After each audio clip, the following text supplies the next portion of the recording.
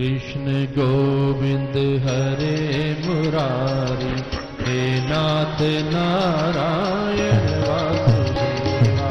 श्री कृष्ण गोविंद हरे मुरारी, हे नाथ नारायण वासुदेवा। कृष्ण गोविंद हरे मुरारी, हे नाथ नारायण वासुदेवा। श्री कृष्ण गोविंद हरे मुरारी, हे नाथ नारायण वासुदेवा।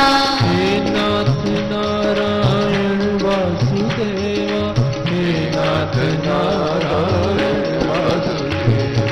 हे नाथ नारायण वासुदेवा, हे नाथ नारायण वासुदेवा। हे नाथ नारायण वासुदेवा, हे नाथ नारायण वासुदेवा। हे नाथ नारायण वासुदेवा, हे नाथ नारायण वासुदेवा। कृष्ण गोविंद हरे मुरारी, हे नाथ नारायण वासुदेवा। श्री कृष्ण गोविंद हरे मुरारी, हे नाथ नारायण वासुदेवा। हे नाथ नारायण वासुदेवा, हे नाथ नारायण वासुदेवा। हे नाथ नारायण वासुदेवा, हे नाथ नारायण वासुदेवा। हे नाथ नारायण वासुदेवा, हे नाथ नारायण वासुदेवा। हे नाथ नारायण वासुदेवा, हे नाथ नारायण वासुदेवा। श्री कृष्ण गोविंद हरे मुरारी, हे नाथ नारायण वासुदेवा। श्री कृष्ण गोविंद हरे मुरारी, हे नाथ नारायण वासुदेवा।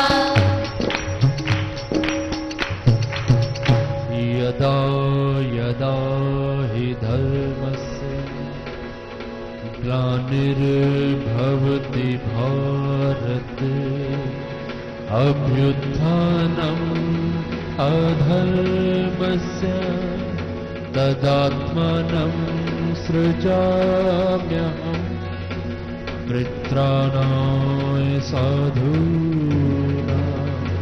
विनाशाय च दुष्कृताम्, धर्म संस्थापनार्थाय संभयामि युगे युगे।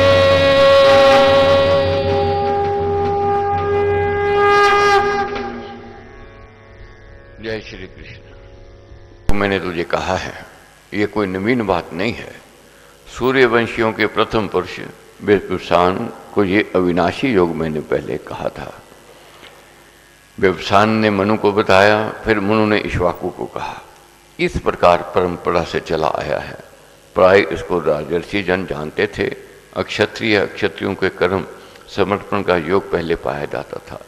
हे परंतु वह योग दीर्घ काल के बीतने पर काल के बड़े हेर फेर से नष्ट हो गया था। वही ये पुरातन कर्म योग मैंने आज तुझे कहा है। प्रभु कहते हैं कि ये कर्म भक्ति में कर्म योग जो मैंने तुझे बताया, ये कोई नई बात नहीं कही है। पहले भी आदिकाल की ये बातें सब कही, कैसे मैंने कही, आगे कैसे उन्होंने बढ़ाई, मगर समय पर काल के बड़े हेर फेर से ये भक्ति में कर्म योग जो मैंने कहा था नष्ट हो गया। वही ये पुरातन कर्म योग मैंने आज तुझे कहा है। तू मेरा भक्त है, मेरा सखा है। निश्चय से योग ये उत्तम रहस्य है। उत्तम रहस्य की बात भक्त और स्नेही मित्र को बतानी उचित होती है। सो मैं तुझको कहता हूँ कि कर्म योग एक उत्तम तत्व है और मोक्ष का सर्वोत्तम मार्ग है। आत्म कल्याण का ये बड़ा सरल पथ है। समझने की बात है, क्या कही है। प्रभु कहते हैं जो अपना होता है, स्नेही होता है, मित्र होता है, जब भक्त होता है, रहस्य की बात उसे ही कहनी चाहिए। बाकी दूसरे को कहोगे वह मजाक उड़ावेगा, खिल्ली उड़ावेगा। मगर ये पूंजी जो दौलत की पूंजी है, अपनों के आगे ही खोलने उचित होती है। अर्जुन ने कहा आपका जन्म तो इधर का है। अब अर्जुन के मन में संशय है, अभी वह बात नहीं है, अब परमेश्वर नहीं माना, अब संशय आ गया। आपका जन्म तो इधर का है, आप तो बहुत पुरानी बातें कर रहे हो, अब हुआ है। और विभीषण का जन्म तो बहुत पहले हुआ था, तब मैं ये कैसे जानूं कि ये योग आदि ही आपने कहा था। कैसे जान लूं कि आपने ये बात कही थी। श्री भगवान ने कहा हे अर्जुन, मेरे और तेरे बहुत जन्म बीत चुके हैं। भेद केवल इतना है कि हे परंतु मैं उनको जानता हूं, तू नहीं जानता है। मैं प्रबुद्ध और शुद्ध आत्मा होने से पूर्ण ज्ञान द्वारा उनको जान रहा हूं और तुझको उसका ज्ञान नहीं है। जन्म हमारे भी पहले हुए हैं और आगे भी होंगे, मगर प्रभु क्या कहते हैं, जो पहले जन्म मेरे हुए थे मैं जानता हूं, कल क्या होने वाला है वह भी मैं जानता हूं। भेद इतना है कि तुम इसको नहीं जानते हो। यद्यपि मैं अजन्मा हूं, अपरिवर्तनशील आत्मा हूं और प्राणियों का ईश्वर होते हुए भी अपनी प्रकृति को अधिकार में करके सूक्ष्म प्रकृति को लेकर मैं अपनी आत्म शक्ति से, अपने संकल्प बल से प्रकट होता हूँ।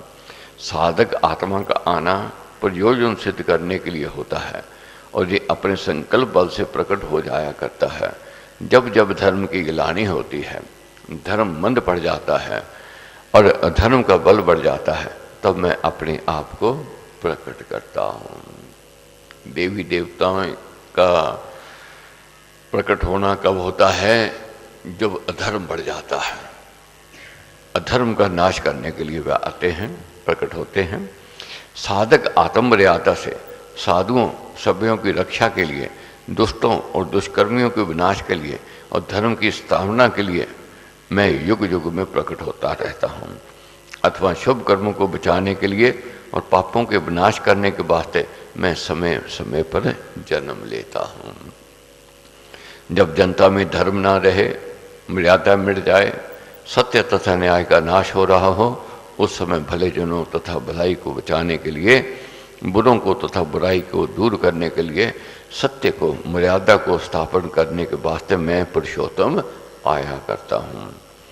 इस प्रकार मेरे दिव्य जन्म और कर्म को जो जन रहस्य सहित तत्व से जानता है, उनको देवी प्रेरणा तथा ईश्वर विधान समझता है। हे अर्जुन, वह मनुष्य भी शरीर को त्याग कर फिर जन्म नहीं पाता है और मुझको ही प्राप्त करता है। वह सत्संगी मुझ में ही समा जाता है। बहुत से वीतराग, भय और क्रोध से रहित, ज्ञान तथा तप से पवित्र बने हुए मुझ में लीन और मेरे आश्रित लोग मेरे भाव को, मेरे स्वरूप को प्राप्त हो चुके हैं। मनुष्य की वृत्तियों में राग प्रबल है, भय उसमें प्रबलतर है, बैर भाव उसमें प्रबलतर है। ये तीनों दोष कर्म योग और भक्ति भाव से बड़े भारी विरोधी हैं। बैर और भय, राग और बैर भाव, ये हमें गिरावट की ओर ले जाते हैं। इनको छोड़ने पर ही भक्त भगवान के स्वरूप में लीनता लाभ करता है। राग, भय, इसको छोड़ना पड़ेगा। हे अर्जुन, जो लोग जिस प्रकार, जिस विधि से मुझको प्राप्त होते हैं, मेरे पास आते हैं, उनको उसी प्रकार मैं ग्रहण कर लेता हूँ, क्योंकि सर्व प्रकार से मनुष्य मेरे ही बताए हुए मार्ग पर अनुसरण करते हैं। ज्ञान, तप, कर्म और भक्ति आदि मार्ग सब मेरे बताए हुए हैं, परंतु सब मार्गों का एक ही लक्ष्य परमात्मा के परम पद की प्राप्ति होना चाहिए। कर्मों की सफलता को चाहते हुए जो जन इस लोक में देवताओं को पूजते हैं, देवयज्ञ करते हैं और मनुष्य समाज की सुधार उपकार से सेवा करते रहते हैं, निश्चय पूर्वक इस लोक में उनके कर्मों से उत्पन्न होने वाली सफलता शीघ्र हो जाया करती है। इस लोक के सुधार, उपकार और सेवा आदि कर्मों का फल आप शीघ्र मिल जाता है। तो फिर भगवत भक्त कर्मयोगी अपने कर्मों के फलों की प्राप्ति का कर्म उद्देश्य क्यों बनाए? यही समझना है। कर्म का फल प्रभु कहते हैं मैंने दे ही देना है, अच्छे का अच्छा, बुरे का बुरा। हमारी क्या स्थिति है, कर्म करने से पहले उसके फल की सोचना आरंभ कर देते हैं, कब मिलेगा, कितना मिलेगा, किस समय मिलेगा। मगर ये सोच कर लेते हैं नहीं हमें तो इतना नहीं इतना चाहिए, और तोल मोल करने लग जाते हैं उस मालिक से भी, सौदा करते हैं उससे भी, उस मालिक से भी। थोड़ा चढ़ावेंगे अधिक मांगेंगे, थोड़ा करेंगे अधिक मांगेंगे, थोड़ा तप करेंगे अधिक की चाहना प्रार्थना करने लग जाते हैं। जब वह पूर्ण नहीं होती है मन दुखी हो जाता है, मन उदास हो जाता है, मन हताश हो जाता है कि मैंने यज्ञ भी किया, मैंने तप भी किया, मैंने साधना भी की, मैंने व्रत भी रखे, मिला नहीं। मिल तो जाना ही है मगर किस समय मिलना है, कब मिलना है, कितना मिलना है, ये मालिक प्रभु जानते हैं, हम नहीं जानते हैं। प्रभु कहते हैं जब ये मिल जाना है तो फिर सोच क्यों रखते हो, सोच छोड़ दो, परमेश्वर देता है और वह देवेगा। हे अर्जुन, गुण कर्म के विभाग से भेद से चतुर्वर्ण का धर्म मैंने ही रचा, उसके मुझ कर्ता को भी तू अकर्ता अविनाशी जान। चारों वर्णों के विद्या, शूरवीरता, चतुरता और कार्यकुशलता आदि गुण है। ब्राह्मण, क्षत्रिय, वैश्य और शूद्र, ये चार वर्णों में ये विभाजन किया गया है। इन उपर्जित गुणों को क्रियात्मक रूप देना कर्म है। ये स्वाभाविक कर्म है, धर्म का कर्ता अविनाशी भगवान ही है। ऐसे अन्य अनेक स्वाभाविक नियम में से ईश्वर कर्म करते हुए भी मुझको कर्म लिप्त नहीं होते, क्योंकि कर्मों के फल की मुझे लालसा नहीं है। कर्मों में लिप्तता कब होती है, जब हम कर्मों में लालसा रख लेते हैं। जब लालसा रहित होकर के अपने कर्तव्य कर्म करते हैं तो प्राणी उसमें लिप्त नहीं होता है। मैं स्वभाव से नियम से कर्म करता हूँ, इस प्रकार जो जन मुझको कर्ता होकर भी अकर्ता जानता है, मैं कर्मों से नहीं बन जाता, वह भी मेरी तरह अकर्ता ही बना रहता है, उसको कर्म लेप नहीं लगने पाता। निष्काम कर्म के रहस्य को इस प्रकार जानकर पूर्व काल के मोक्ष चाहने वालों ने भी कर्म किया था, कर्म धर्म को धारण किया था। इसलिए पूर्वजों ने जो बहुत पहले किया था वह कर्म तू भी कर। शास्त्र प्रमाण मान लेना चाहिए, जो पूर्वजों ने किया वह कर लेना चाहिए, उसमें किंतु परंतु नहीं उचित है। इस लोक के धन और यश आदि फलों के लिए कर्म करना और प्रलोक के स्वर्ग संबंधी भोगों के उद्देश्य से कर्म करना कामना सहित सकाम कर्म है। दोनों लोगों के फलों की कामना मन में ना रखकर कर्म को करना निष्काम कर्म है। ऐसा ही कर्म है अर्जुन तू कर। कर्म क्या है, अकर्म, ज्ञान व संन्यास क्या है, इस विषय में विद्वान भी मोह चक्कर में पड़े हुए हैं। कर्म और अकर्म इसका निर्णय नहीं हो सका है, क्योंकि हर एक कर्म में दोष पाया जाता है, मगर कर्तव्य कर्म में दोष हो भी तब भी छोड़ना नहीं चाहिए, वे करना ही चाहिए, ऐसा निष्कर्ष विद्वान लोगों ने बनाया। इस कारण मैं तुझको कर्म बताऊंगा जिसको जानकर तू अशुभ कर्म से मुक्त हो जाएगा। विचार, विवेकवान मनुष्य को करने योग्य कर्म को भी अवश्य जानना चाहिए और निषिद्ध कर्म को भी जानना चाहिए और अकर्म को भी जानना चाहिए। अकर्म की गति गहरी है, कर्म का ज्ञान अति गूढ़ है। जो जन कर्म में अकर्म देखे, निष्काम रहे और जो अकर्म में ज्ञान त्याग में कर्म अवलोकन करे, वह जन मनुष्यों में बुद्धिमान है और कर्म योग युक्त है और संपूर्ण कर्मों को करने वाला है। जो जन कर्तव्यों को करता हुआ अहंकार रहित हो, निष्काम भाव से कर्म करता जाए, उसका कर्म अकर्म है। जो निष्काम भाव से कर्म करता है उसका कर्म अकर्म कहा गया है। ज्ञान और तथा त्याग है, और जो जन ज्ञान और त्याग में रहता हुआ भी ये समझे कि कर्तव्य कर्म को करना स्वाभाविक ईश्वर नियम है, उसका ज्ञान भी कर्म है। ऐसा निष्काम कर्म करता ही उत्तम गुणी मनुष्य है, वही ज्ञान कर्म के सच्चे सार को समझता है। जिसके सर्व आरंभ कर्म करने के पर्यंत कामना के संकल्प से रहित हैं, फल की इच्छा से वर्जित हैं, उस निष्काम भाव रूप ज्ञान की अग्नि में कर्म व्यक्त कर देने वाले को विद्वान लोग पंडित कहा करते हैं। निष्काम भाव से सभी कर्म करना ज्ञान तथा त्याग ही है। ऐसे ज्ञान की आग से जिसके सब कर्मों के संस्कार भस्म हो गए हैं, वह निर्लेप मनुष्य ज्ञानी कहा जाता है। जो जन कर्मों के फलों की कामना को त्याग कर निष्काम भाव में सदा तृप्त और जो इस लोक की कीर्ति आदि के आश्रय से और स्वर्गों के उपभोगों के सहारे से रहित है, वह कर्म में अच्छी तरह लगा हुआ भी कुछ नहीं करता है, वह सर्वदा निर्लेप बना रहता है। जो जन फल की आशा से रहित है, चित्त वृत्ति को वश में किए हुए हैं, जो सर्व संग्रह का त्याग किए हुए हैं, वह केवल शरीर संबंधी कर्म करता हुआ, केवल जन्म से प्राप्त स्वाभाविक कर्म करता हुआ पाप को प्राप्त नहीं होता। उसको कर्म कर्तव्य कर्म के करने पर दोष का लेप नहीं लगता। सृष्टि नियम में ही शरीर के पालन पोषण और रक्षण करने आदि के कर्म हैं। उन सभी कर्मों को करना ईश्वर कृत मर्यादा है।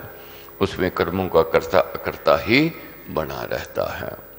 जो जन सहज से मिले उसमें संतुष्ट है, जो सुख दुख आदि द्वंद्वों से पार हो गया है, जो निर्वैर है और जो सफलता असफलता में सम है, वह कर्म करने के में करके भी बंधन में नहीं फंसता है। सहज से जो मिले, ये समझ लेना, उसी में सुख है। वो समझ लो मालिक दे रहा है। बहुत बार हम किस्मत अपनी खुद बदलना चाहते हैं, अपना भाग्य बदलना चाहते हैं, छल करते हैं, कपट करते हैं, द्रोह करते हैं। हो सकता मिल जावे, मगर वह रहने वाला नहीं है, वह ठहरने वाला नहीं है। रहने वाला ठहरने वाला क्या है? जो मालिक ने दिया है, जो हमारी किस्मत का है, जो हमारे भाग्य का है, वही रहने वाला है, वही ठहरने वाला है और वही सुख देने वाला है। फल की आसक्ति रहित का, राग द्वेष से मुक्त का, ज्ञान से स्थिर चित्त का और यज्ञ के लिए कर्म करने वाले का सारा कर्म संस्कार सर्वदा लय हो जाता है। कर्तव्य पालन, जनहित, सेवा आदि कर्म यज्ञ हैं। कर्तव्य पालन, जनहित और सेवा आदि ये कर्म यज्ञ कहे गए हैं। तो इसलिए ये समझना है, जो कर्तव्य पालन भी कर रहा है, अगर उसके लिए समय नहीं है उसके पास आराधना करने का, अगर वर्क जैसे कहा है, वर्क इज वर्शिप, कर्म हुई द्वारा व्यक्ति परमेश्वर का पूजन कर रहा है, अपनी ड्यूटी कर रहा है, वह यज्ञ कर रहा है। जनहित परहित के परोपकार का कार्य कर रहा है, वह यज्ञ कर रहा है। सेवा कर रहा है, वह यज्ञ कर रहा है। केवल यज्ञ वे नहीं है कि अग्नि जलाई और आहुति डालते रहे, वह यज्ञ है, हम उनको यज्ञ कह देते हैं। धर्म कर्म का काम, कर्तव्य कर्म, ये सब यज्ञ कहे गए हैं। ऐसे सभी कर्म ब्रह्म में अर्पण है। बलि भी ब्रह्म में है, ब्रह्म अग्नि में भी ब्रह्म द्वारा, ब्रह्म में स्थिर द्वारा हवन हुआ है। उस ब्रह्म में कर्मों की समाधि से ब्रह्म ही प्राप्त किया जाता है। ब्रह्म में सब कर्मों का समाधान, शांत और समर्पण करना ब्रह्म कर्म समाधि है। कर्तव्य कर्मों का करना ब्रह्म की विधि का विधान है, ईश्वरीय नियम है। ऐसा समझकर कर्म करना ब्रह्म समाधि में ही किया गया कर्म है। उसमें कर्म योगी को ब्रह्म धाम का लाभ ही होता है। दूसरे योगी जन देवयज्ञ अग्निहोत्र को ही आराधते हैं। देवयज्ञ किसको? अग्निहोत्र को आराधते हैं। अन्य उपासक लोग ब्रह्म रूप अग्नि में, आध्यात्मिक ज्योति में यज्ञ से ही यज्ञ को होमते हैं। अंतर्मुख होकर आत्मा से ही परमात्मा की उपासना करते हैं। अपनी वृत्तियों को बलि बना ब्रह्म वेदी पर चढ़ाते हैं। अन्य प्रकार के योगी जन कान आदि इंद्रियों को संयम की अग्नि में हवन करते हैं, इंद्रियां संयम का यज्ञ करते हैं। ये यज्ञ की तरह तरह की विधि बताई है जो लोग करते हैं। कोई तप करता है, कोई तपस्या करता है, कोई यज्ञ अग्नि जगाकर आहुति डालता है, कोई अपने इंद्रियों को संयम में रखकर यज्ञ में आहुति डाल रहा है। अग्नि, ये जो अपनी इंद्रियों में संयम करना, ये भी एक यज्ञ है। दूसरी प्रकार के उपासक याजक शब्द आदि विषयों का इंद्रियों की आग में होम करते रहते हैं। प्रभु का चिंतन करना, स्वाध्याय करना, वे हरि अनुरागी जन भक्ति भाव भरे सुरीले गीतों से, रथ सने सवारों से, कीर्तनों से, भजनों से तथा पवित्र पाठों से और ऐसे ही उत्तम ग्रंथों के अध्ययन से, शुभ जनों के दर्शन से और सत्संग आदि से अपनी इंद्रियों को पवित्र बनाते रहते हैं। इंद्रियों को पवित्र करने की क्या विधि है? स्वाध्याय करना, संतों के दर्शन करना, संतों का संग करना, सत्संगति में जाना और पवित्र पाठों को करना, कीर्तन भजन करना, ये इंद्रियों को पवित्र करते हैं। ये उनका इंद्रियों में उनके विषयों का हवन है और शुभ प्रवृत्ति में यज्ञ है। अन्य योगी जन इंद्रियों के सब कर्मों को और प्राणों को, व्यापारों को अपने आप के संयम की अग्नि में जो सत्य ज्ञान से दीप्त है होमते रहते हैं और अपने आप को नियम मर्यादा में रखकर अपनी इंद्रियों के सब कर्मों से क्रियाशीलता का जीवन बिताते हैं, शुभ कर्म करते हैं और अपने सांसों के आने जाने को भी ज्ञान की प्रज्वलित कर्मयोग की आग में बलिदान करते हैं। प्रशंसनीय व्रतों वाले, संयम, ध्यान में यत्नशील योगी जन कोई द्रव्य से, चारु आदि पदार्थों से यज्ञ करने वाले होते हैं, कोई तप यज्ञ करते हैं, कोई कर्मयोग वाले हैं, कोई स्वाध्याय यज्ञमान है और कोई ज्ञान यज्ञ में परायण है। कोई दान करता है वह यज्ञ करता है, कोई सेवा करता है वह यज्ञ कर रहा है, कोई स्वाध्याय कर रहा है वह यज्ञ कर रहा है, कोई ज्ञान यज्ञ कर रहा है तो वह भी यज्ञ है। उसी प्रकार दूसरे योगी लोग अपान में प्राण की आहुति डालते हैं, ब्रह्म कुंभ करते हैं, अन्य प्राण में अपान का हवन करते हैं, अभ्यंतर कुंभ करते हैं। अन्य प्रकार के अभ्यासी जन अनेक प्रकार की वस्तुका आदि से प्राण और अपान की गति को रोककर प्राणायाम में प्राण होते हैं। कई एक अभ्यासी लोग खान पान को नियत करते हुए मिताहारी होकर प्राणों में होमते हैं, स्वास्थ्य युक्त सदाचार का जीवन व्यतीत करते हैं। सदाचार का जीवन भी एक यज्ञ है और खान पान नियमित रखना ये भी एक यज्ञ है। ये सभी यज्ञों से पापों का नाश कर चुके हैं, यज्ञों को जानते हैं, यज्ञों के सच्चे मर्म को समझते हैं। हे कुरुक्षेत्र, यज्ञ करके बचा हुआ अन्न खाना ही उचित है। श्री राधे राधे राधे गोविंदा। श्री राधे राधे राधे गोविंदा। श्री राधे राधे राधे गोविंदा। श्री राधे राधे राधे गोविंदा। जय राधे राधे राधे गोविंदा। जय राधे राधे राधे गोविंदा। प्यारी राधे राधे राधे गोविंदा।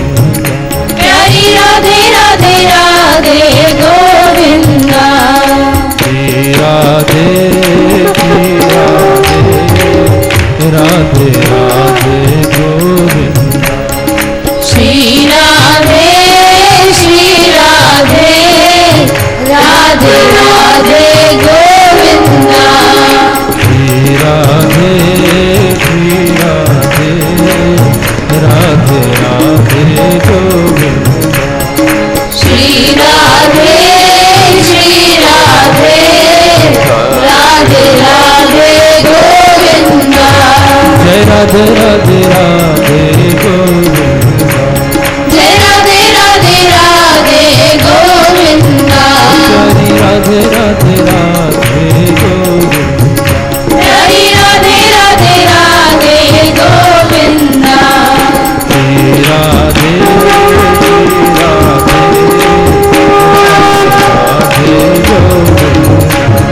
श्री राधे राधे राधे गोविंदा। जय राधे राधे गोविंदा। जय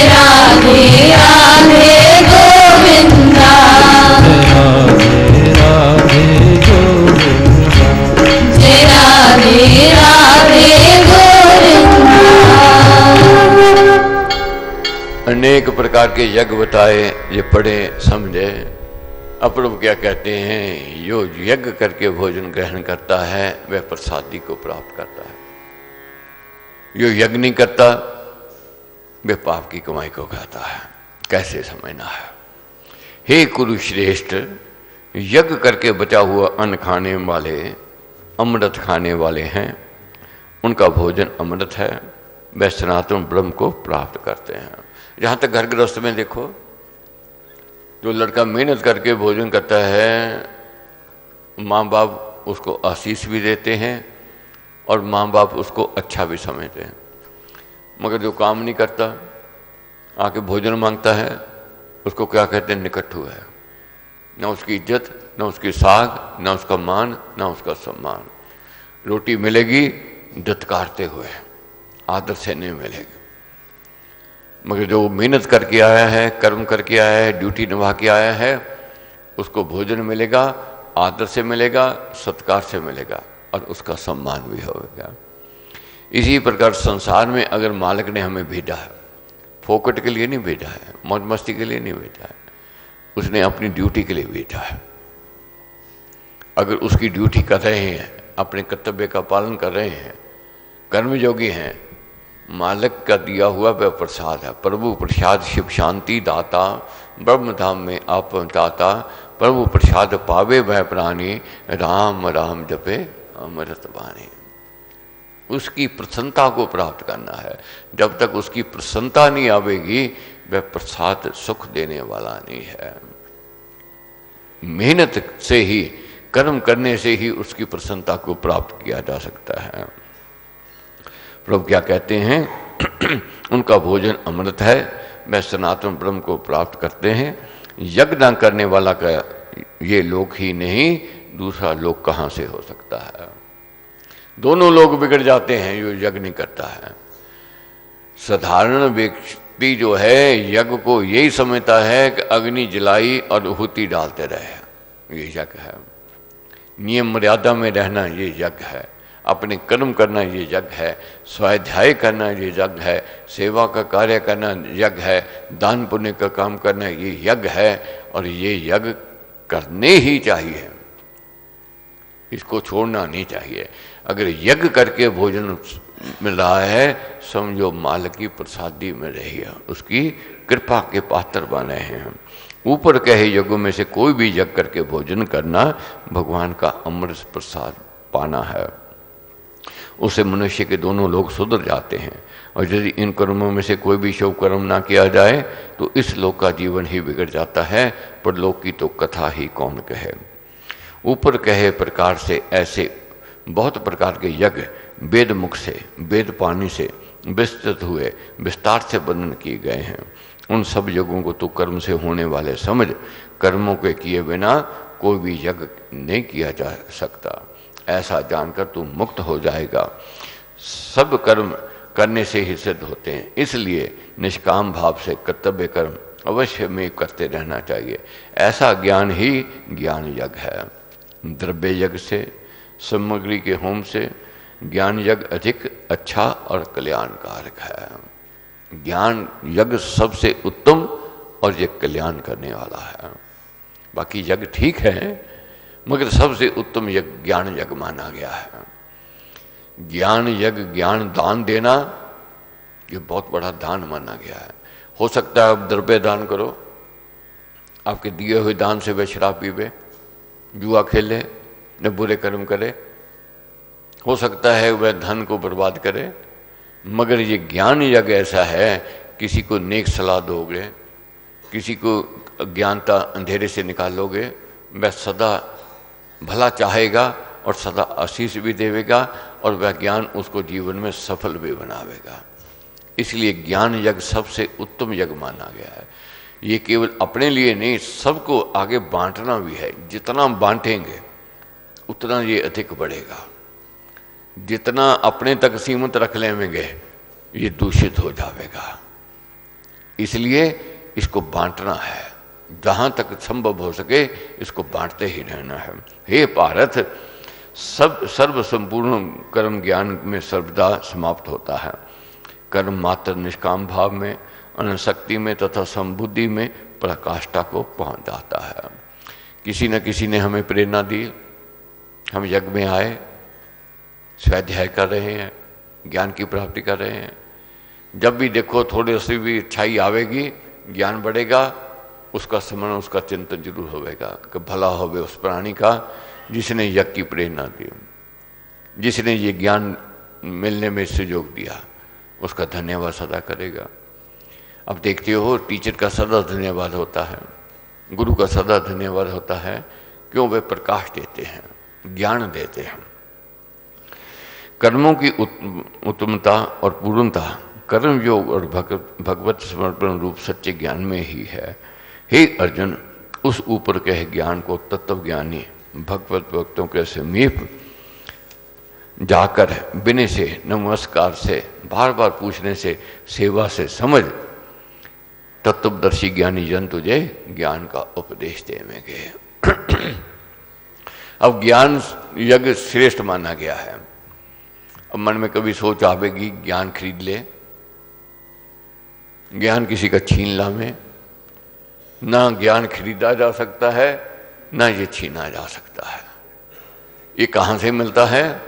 ये विद्वान लोगों की शरण में जाकर के मिलता है, उनका आदर करने से मिलता है, उनका पूजन करने से मिलता है, उनका सत्कार करने से मिलता है। अब कहे कि पूजन करने की क्या जरूरत है, सत्कार करने की क्या जरूरत है?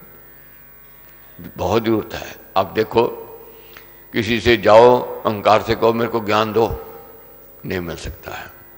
बहू सास की गले में अंगूठा देवे कहे मेरे को ये सिखा दो, ना वे सिखा पावेगी, ना बहू सीख पावेगी।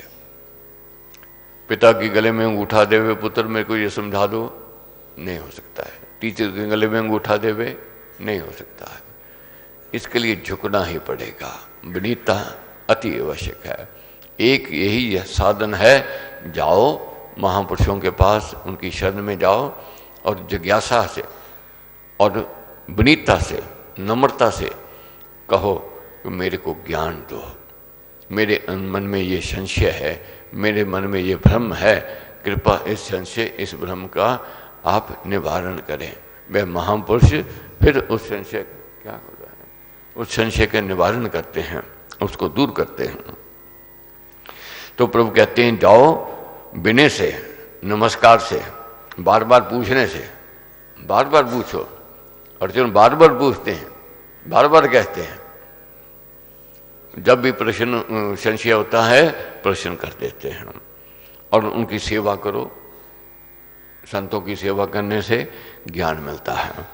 तत्वदर्शी ज्ञानी जन तुझको ज्ञान का उपदेश देवेंगे।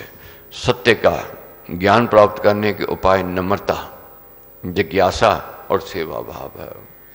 अब देखोगे साइकिल पंक्चर लाने वाले को सीखने जाता है ना, उसको कहता है गुरु जी। स्कूटर की दुकान में कोई काम करने सीखने के लिए जाए, उसको गुरु जी कहेंगे। घड़ी की दुकान में कोई गया, अपने से विद्वान कहा, उसके पास जाए गुरु जी की सेवा कर रहा हूँ, और उससे वह गुण ले आता है उनके। अगर उनके शिष्य के मन में भाव नहीं होगा और गुरु से गुण नहीं ले सकता है, ज्ञान नहीं ले सकता है। इसलिए जाना है विनय से, नमस्कार करते हुए और बार बार पूछने से और सेवा करते हुए ज्ञान की चाहना लेनी है और ज्ञान की प्राप्ति करनी है। इन्हीं से ज्ञान ग्रहण करने की योग्यता प्राप्त होती है। उक्त तो तीनों साधन जिज्ञासु की श्रद्धा के, सच्ची लगन के और ज्ञान पिपासा के परिचाचक हैं। अब अर्जुन को क्या कहते हैं प्रभु? बहुत उत्तम प्रसंग है। कितना बड़ा पापियों से भी बड़ा पापी है तो ज्ञान की नौका पर बैठ जा। ज्ञान निर्मल कर देता है, ज्ञान शुद्ध कर देता है। ये ध्वनि के पश्चात ये पढ़ेंगे। गोविंद बोलो हरि गोपाल बोलो, गोविंद बोलो हरि गोपाल बोलो, गोविंद बोलो हरि गोपाल बोलो, गोविंद बोलो हरि गोपाल बोलो, गोविंद बोलो हरि गोपाल बोलो, गोविंद बोलो हरि गोपाल बोलो, गोविंद बोलो हरि गोपाल बोलो,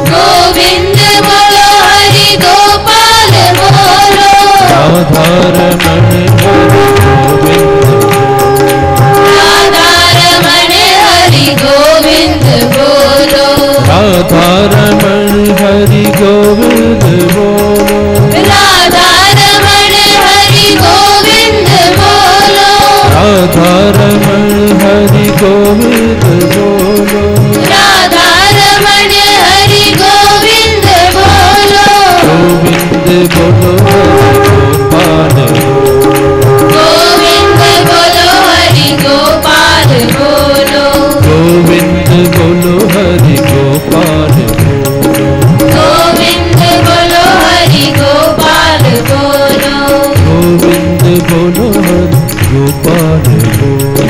गोविंद बोलो हरि गोपाल बोलो। किसी को कोई कहे कि तू ये बुराई छोड़ दे, शराब पीनी अच्छी नहीं, वह तर्क करेगा, खिल्ली उड़ावेगा, मजाक करेगा, व्यंग करेगा। किसी को कहो भाई जुआ नहीं खेलना चाहिए, जुआ किसी का नहीं हुआ, वह तरह तरह के उदाहरण देवेगा कि देखो वह कितना करोड़पति बन गया, खरबोपति बन गया, जुए से बना है। वह बातें उसकी उदाहरण उसकी देवेगा। जो बर्बाद हुए उसकी बात नहीं करेगा। क्यों? अभी उसको नशा चढ़ा हुआ है, उसका अभी अज्ञानता का नशा है। बुरे कर्म करने वाला है, उसको कोई बुरे कर्म छोड़ दे, क्या पड़ा है इसमें? वह खिल्ली उड़ावेगा, मजाक करेगा कि ये मौज मस्ती के दिन है, मानव तन मिला है, मानव तन पर प्राप्त करके मस्ती नहीं की तो कब करनी है? वह तरह तरह की बात करेगा। जब तक अज्ञानता है, नासमझी है, बुराई छूटने वाली नहीं है।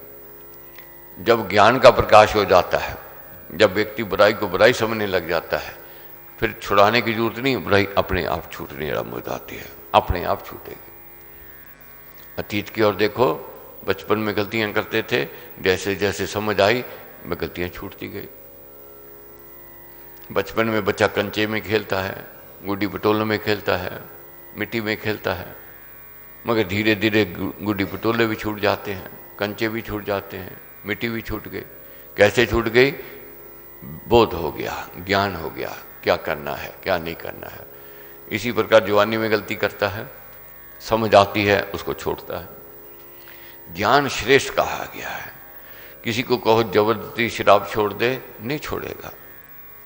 जब चोट लगेगी मन से अपने आप घृणा हो जाएगी, मैंने त्याग कर दिया, इसका जुए का त्याग कर दिया है।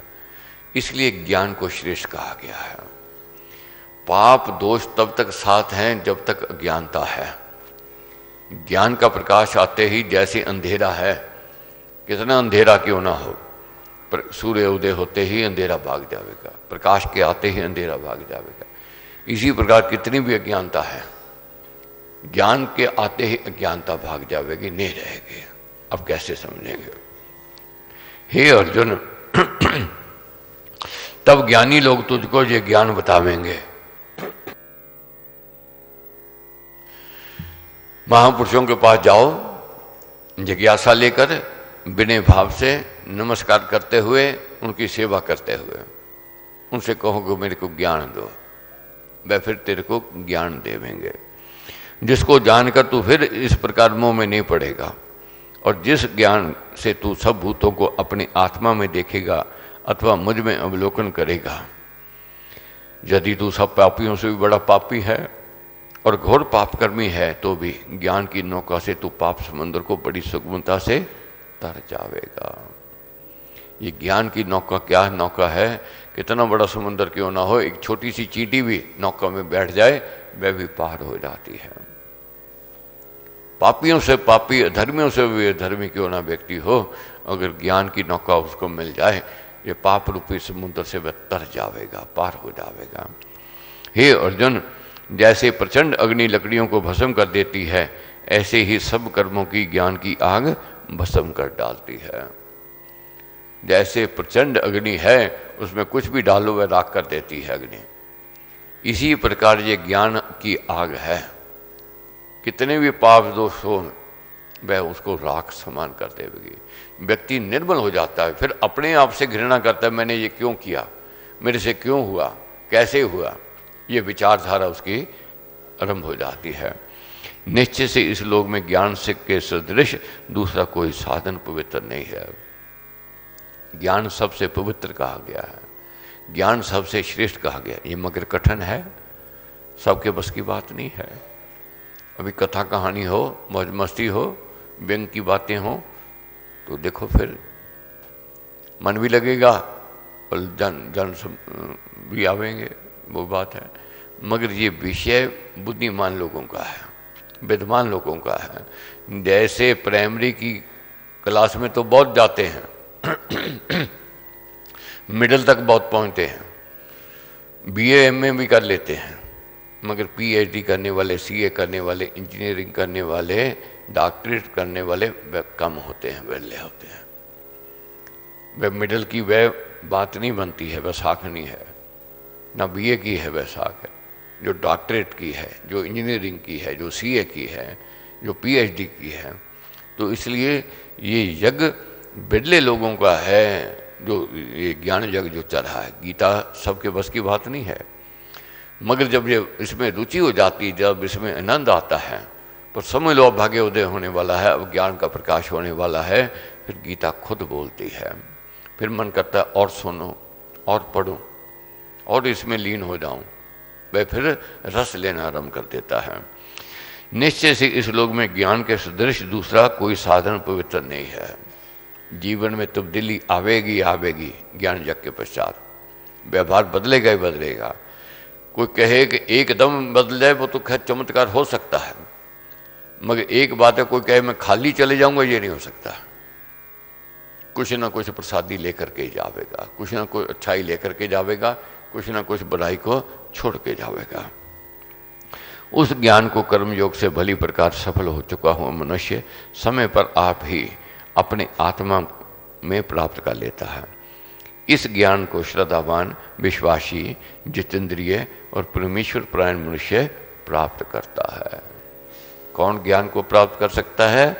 श्रद्धावान होवे और विश्वासी होवे, जितेंद्रिय, जिसने अपनी इंद्रियों पर कंट्रोल रखा हुआ है, नहीं तो इंद्रियां भगावेंगी। और परमेश्वर परायण मनुष्य ज्ञान को प्राप्त कर सकता है। उस ज्ञान को पाकर तुरंत परम शांति को मनुष्य प्राप्त कर लेता है।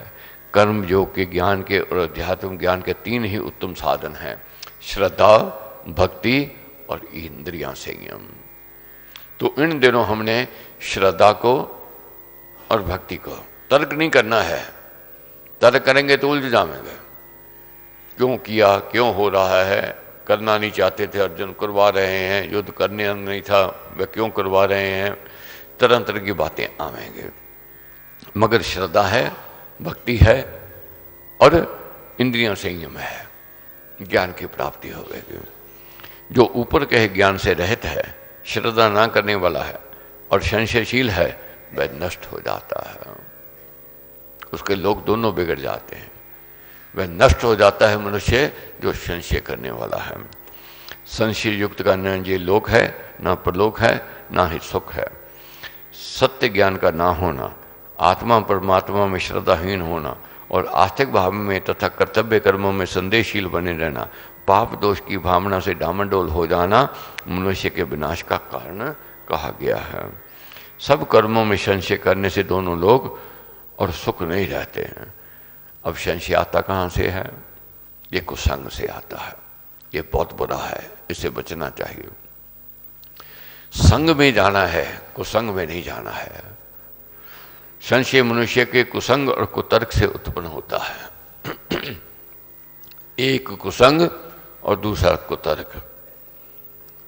तरह तरह के बहुत मिलेंगे लोग, तर्क करेंगे। राम जी वनवासी हुए, क्यों हुए? अगर परमेश्वर से जो उनको पता था पहले बता देते, सीता का हनन होना था पहले बता देते। ये नहीं जानते, ये नहीं समझते कि ये मानव मनुष्य में आकर के वे मानव लीला दिखा रहे हैं। क्या दिखा रहे हैं? क्या क्या जीवन में होने वाला, क्या क्या होता है, कैसे कैसे सामना करना पड़ता है, ये फिर विद्वान विवेक ही जानता है, ये समझता है। मगर जो कुतर्क में रहता है, क्यों गीता सुनाई, बहुत लोग कुतर्क में रहते हैं कि युद्ध शुरू हो गया, युद्ध की घोषणा हो गई, अब ज्ञान की बातें कर रहे हैं। अब क्या जरूरत पड़ी थी अर्जुन को ज्ञान देने की? क्या जरूरत पड़ी थी अर्जुन को ज्ञान प्राप्त करने की ऐसी अवस्था में जब युद्ध की घोषणा हो चुकी है? जो ऐसे तर्क में लगे रहते हैं फिर वह खाली ही चले जाते हैं, उनको कुछ प्राप्ति नहीं होती है। तो संशय से बचना है और कुतर्क से बचना है। बहुत बढ़ जाने से मनुष्य को भ्रमशील और अस्थिरचित्त, अविश्वासी, भीरू और दुर्बल बनाता देता है। इसलिए संशय सुख मात्र का नाशक कहा जाता है। जहाँ जिस देह में संशय आवेगा वहाँ से सुख भाग जाएगा, वहाँ सुख नहीं रहेगा। संशय को निकालना ही पड़ेगा अगर सुख की चाहना है। जिस घर में संशय आ जाएगा वहाँ सुख नहीं होगा, वहाँ कलह क्लेश होगा, वहाँ मन मुटाव होगा, वहाँ लड़ाई झगड़ा होगा। इसलिए संशय को मत आने दो। संशय कहाँ से आता है? कुसंग से आता है। जो बुरे व्यक्ति हैं वे तीली लगाते हैं, वे फाड़ पाड़ते हैं। कितना बढ़िया दूध हो, थोड़ा खट्टा पड़ जाए वह फट जाता है। कितना परिवार में संगठन एकता हो, एक कुसंग में चला जावे व्यक्ति और फिर व्यक्ति परिवार में वह प्रेम संगठन नहीं रहता है। दूसरे फाड़ फाड़ देवेंगे, बिखार देवेंगे, तो उनसे बचना है। हे दोनों के विजेता अर्जुन, जिस भगवत भक्त ने कर्म योग से और सब कर्म श्री भगवान में अर्पण कर दिए हैं, ज्ञान से संशय छेदन कर रखा है, और जो आत्मवान है और आत्मा को जानता है उसको कर्म नहीं मानते, वह कर्म करता हुआ कर्मों के संस्कार से मुक्त ही बना रहता है। इसलिए हे भारत, अज्ञान से आत्मा, परमात्मा और सत्कर्मों के अविवेक से उत्पन्न हुए और हृदय में रहने वाले इस संशय को आत्मज्ञान की तलवार से काट दे। देखोगे घर में प्रेम है, भाइयों में संगठन है, मगर बाहर का तीसरा आवेगा जो देखता है कि प्रेम नहीं रहना चाहिए, मैं कोई ना कोई बात कह देगा, तू उसके लिए मर रहा है, मैं तो तेरे के लिए मरवाने के लिए तैयार है। बहुत ऐसे पति पत्नी देखे हैं, बहुत प्रेम था, मगर एक तीसरे ने जो सुख नहीं देखना चाहता था, ऐसी तीली लगाई, बिखर गए। पत्नी पत्नी के हाथों से नहीं खा रही है, पति पत्नी के हाथों से नहीं खा रहा है, कहीं कुछ खिला न दे, ये संशय आ गया, भ्रम आ गया। मित्र मित्र में बहुत प्रेम है, मगर तीसरा आवे खलन डाल देता है, और ऐसा खलन डालता है वही शत्रु बन जाते हैं। इसलिए कुसंग से बचना है, जो बुरी नीत वाला है उससे बचना है। प्रभु क्या कहते हैं? संशय को आत्मज्ञान की तलवार से काटकर योग में, भक्ति भाव पूर्ण कर्म योग में तू भली प्रकार रह और कर्तव्य को करने के लिए खड़ा हो। ओम तत्सत। इस प्रकार श्री भगवत गीता रूप उपनिषद ब्रह्म विद्यांतर्गत योग शास्त्र में श्री कृष्ण अर्जुन संवाद का ज्ञान कर्म संन्यास योग नामक चौथा अध्याय समाप्त हुआ।